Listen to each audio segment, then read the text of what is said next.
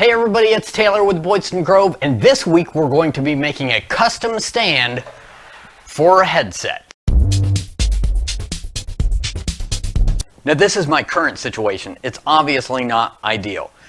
I use my headphones a lot to edit and to work on my computer, and I don't want to disturb anyone else in the house, so I definitely need them handy. But this isn't working. I can't use my lamp and it just looks bad. So we're going to remedy this situation.